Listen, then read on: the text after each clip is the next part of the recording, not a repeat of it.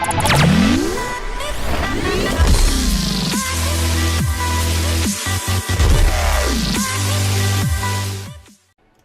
guys, Moneyman300. Welcome back for some more Forza 5 videos, and this time we've got the build and tune for the Camaro, the 79 Camaro Z28 from S-Class, and I think you guys are really going to want to add this one in. This is just a beast of a kind of a sleeper car in S-Class. You won't see it, you know, like running all over the leaderboards, but it is great for multiplayer, ton of fun to drive. You generally use traction control on it. If you have really, really good throttle control, you can get away without it. But it's one of those cars where I did everything I could to tune it. Widest tires, you know, full race, all that, and still the back end just is crazy. So, but anyway, let's go take a look at the build and tune on this beast. Get over here, get into the upgrade. All right, first things first, we're going to have an engine swap in here, and it's going to be that same engine we put into, it's that stock car engine, that 5.9 liter V8 racing engine in there. That's what makes this thing work. So you can see that 8.7 speed, 5.6 handling, 9.1 acceleration, 8.8 launch, and 6.1 braking.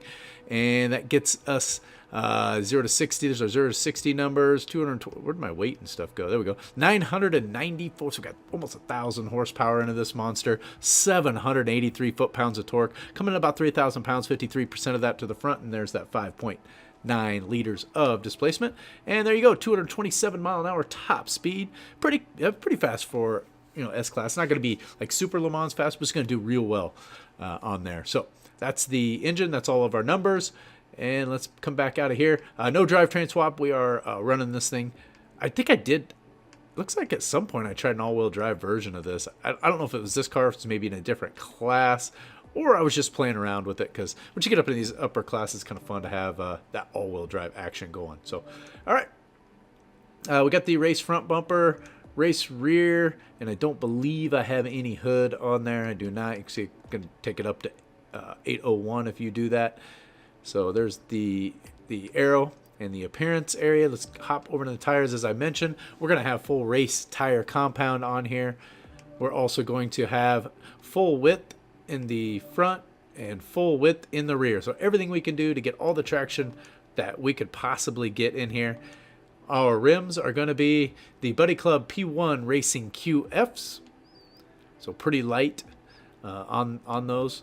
And then the next thing we're going to have is full 20-inch. I don't know if I did that for any specific reason. I don't remember. I might have. And then same thing in the rear. So 20-inch wheels front and rear on this. So there are our tires and rims. And next thing is our transmission. We are going to have that sport transmission to get that adjustable out here. You see just slightly more, but look at the speed difference you get in there. All of these are going to be roughly the same.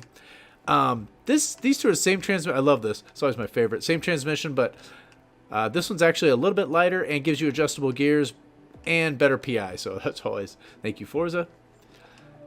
And what do we got here? We do have the full race driveline on that one. Some free weight there, and the race differential. Get over into our platform and handling. Race brakes, race springs and dampers, race front anti-roll bars, race rear anti-roll bars. I believe I even have full chassis reinforcement in there. And that actually, to me, that added a lot of stability in there. You could see that, you know, adds your handling. It does all that. You might be able to get away with it and make it faster. I don't remember. Let's get into the engineering, and this may have also been something I had to do just to get PI to get to 800. So let's go take a look. Although I think I had room, and you could take that down and do engine parts, but let's go ahead. Oh no. So this is the restrictor plate. So we're full restrictor plate. So what that was in that roll cage was the only way that you can get it to 800. Otherwise, you know, there's no other parts you can put in there. You saw I had full width on my tires. I had every part on there. The only area I did not have, and what you could potentially do to take a little bit of weight out, I think, is in the transmission space. So you could go to the race transmission, which I don't remember how much more PI that is. So 6 more PI. So you could go to race transmission here, and then get. I'm just gonna.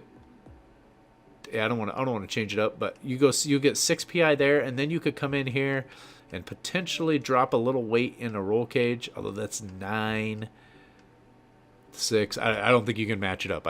It's gonna be real hard to get a different build than what we got on here, and I'd be surprised if Raceboy or Rock King builds were any different than this, other than maybe wheel sizes and wheel types and driveline, those types of things. So, all right, let's hop in and take a look at our tune. 28 and 28 on the tire pressure.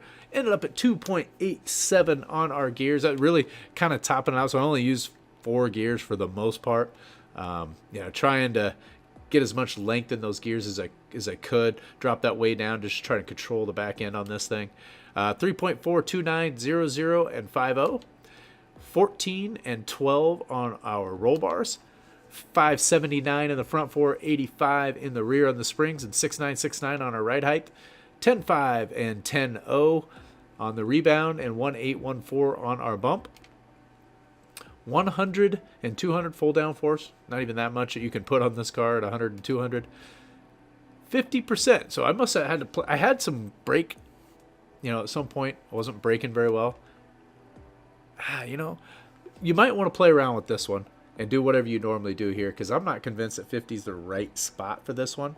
I had some braking issues once or twice of locking them up, and I did play around with this a little. I think this is probably better off at 52, and I'm just going to go ahead and make the change, because I don't know, 50, I don't remember. And it could have been I had braking issues because, well, I forgot to change my brake force off of 50. So we'll make it 52, still like that. Really low acceleration diff at 15. Again, trying to control how quickly we transition the power to, down to the pavement on those rear wheels. And then 8% on the rear. So great multiplayer car here. Lots and lots of fun to drive. You guys I think you really like this one. Want to have this in your S-Class cars, and definitely good car to have in your repertoire. So anyways, thanks for watching, and we'll catch you guys in the next one. Later.